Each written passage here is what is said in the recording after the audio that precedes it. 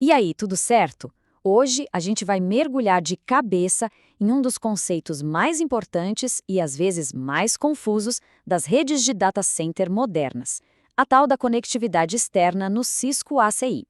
A nossa missão aqui é simples: desmistificar de vez o L3Out e entender na prática como ele constrói as pontes entre a nossa rede e o resto do mundo.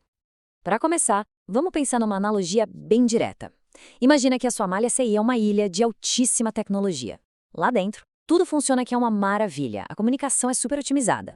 Só que toda ilha precisa de pontes para se conectar com o continente, certo? A grande questão é como a gente constrói essas pontes de um jeito que seja seguro, eficiente e inteligente. É exatamente nesse ponto que o L3Out entra em cena. E para a gente não se perder no caminho, preparei um roteiro. A gente começa entendendo por que a ACI é essa ilha, depois apresentamos o L3Out como a nossa ponte, em seguida vamos detalhar as 5 funções que ele tem, ver como essa conexão é montada na prática, falar sobre a peça mais importante que é o contrato e no final a gente amarra tudo num grande resumo. Vamos lá?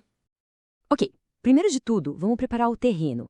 Porque, afinal, a gente precisa de uma coisa específica só para conectar com o lado de fora. A resposta está na própria alma da arquitetura ACE.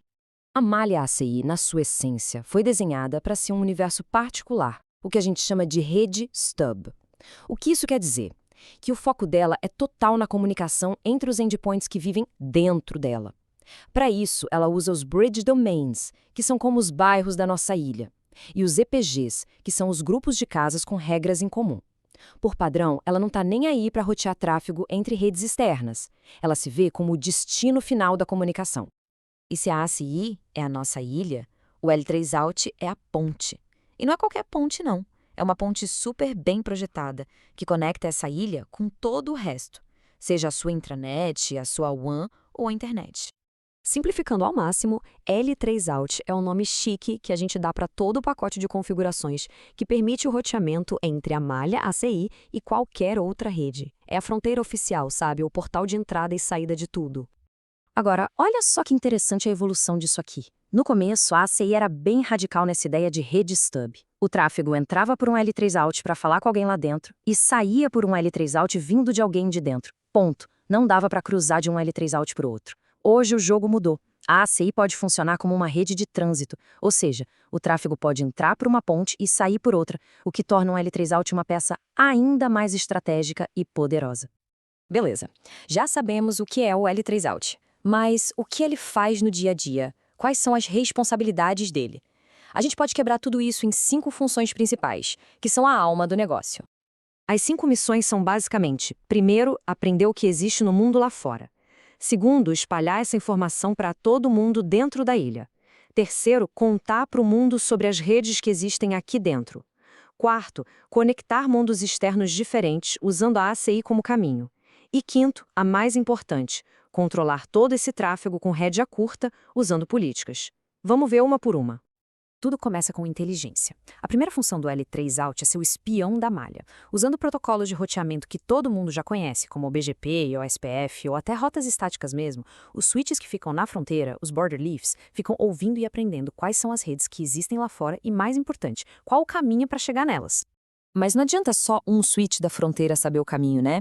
A informação precisa circular. E para isso, a ACI usa um mecanismo interno super eficiente, o MPBGP, para fofocar, quer dizer, para propagar essa informação. Ele garante que todos os switches da malha recebam essas rotas. Assim, qualquer maquininha, não importa em que canto da ilha ela esteja, sabe exatamente como chegar numa rede externa. E claro, a comunicação é uma via de mão dupla. Não adianta a ACI saber ir para fora se o mundo exterior não souber como chegar aqui dentro. E essa é a terceira função. O L3Out pega os endereços das redes internas que estão nos bridge domains e anuncia para os roteadores vizinhos. É como colocar uma placa na entrada da ponte dizendo: olha, os serviços X, Y e Z moram aqui dentro. E aqui a coisa fica ainda mais interessante. Lembra da evolução para a rede de trânsito? É essa função que torna isso real. O L3Out aprende uma rota de um vizinho e, em vez de guardar só para si, ele anuncia essa rota para outro vizinho que está conectado em outro L3Out.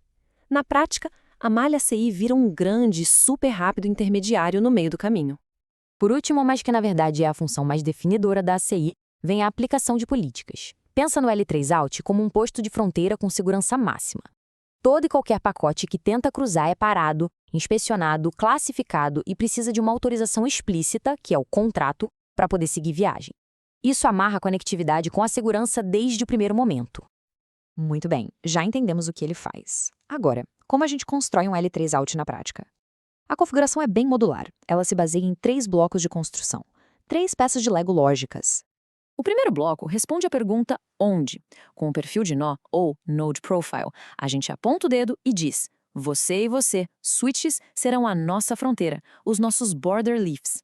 É aqui que a gente também dá uma identidade para eles no mundo do roteamento, o famoso Router ID. Depois do onde, vem o como. O perfil de interface cuida dos detalhes da conexão. É aqui que a gente define qual porta vai ser usada, se vai ser uma porta roteada, uma SVI, qual o endereço IP dela, quais os parâmetros do BGP ou do OSPF, enfim, é a parte mais técnica da coisa. E o terceiro bloco, que é onde muita gente se confunde, responde quem? O EPG externo. Presta atenção. Ele não é um objeto de roteamento, ele é um objeto de política. Ele serve para a gente criar um grupo de redes externas, tipo redes da internet ou redes do escritório de Campinas, para depois a gente poder dizer se esse grupo pode ou não falar com os nossos grupos internos. Ele é a representação do mundo exterior no modelo de segurança. E falando em segurança e política, vamos dar um foco especial no componente que manda em tudo na ACI. Não importa se o tráfego é interno ou externo, o contrato. E essa frase aqui é para emoldurar e pendurar na parede.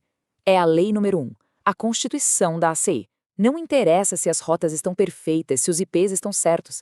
Se não tiver um contrato dizendo, ei, você do EPG externo pode falar com você do EPG interno, o firewall da ACI vai simplesmente jogar o pacote fora. A política manda em tudo. Certo, mas como a OSI sabe qual contrato aplicar para um pacote que chega de fora? Através de um mecanismo de classificação. Lá na configuração do EPG externo, a gente define quais subredes pertencem àquele grupo. Quando um pacote chega, a ACI olha o IP de origem dele, compara com essa lista e a regra mais específica vence. A partir daí, ela classifica o pacote naquele IPG e checa se existe um contrato entre ele e o destino. Simples e poderoso. Ufa, foi bastante informação, eu sei. Mas agora a gente vai juntar todas as peças e fazer um resumão para garantir que os conceitos mais importantes fiquem bem claros na cabeça. Então vamos lá, o que a gente precisa levar daqui? Primeiro, L3Out é a nossa ponte. Segundo, a ACI evoluiu. Ela não é só um destino, pode ser um caminho. Terceiro, lembre-se das 5 funções: aprender, distribuir, anunciar para fora, anunciar entre vizinhos e principalmente aplicar políticas. Quarto, a configuração é lógica, responde aonde, como e quem. E por fim, a regra de ouro: sem contrato, nada passa. A política é a lei. E para fechar, eu queria deixar uma provocação. Num mundo onde a conectividade não é mais só sobre ter um caminho, mas onde ela já nasce amarrada a uma política de segurança, o que isso significa para o nosso conceito de perímetro de rede? Se a política define a própria conexão, como isso muda o futuro da segurança de rede? Fica aí a reflexão. Valeu por acompanhar e até a próxima!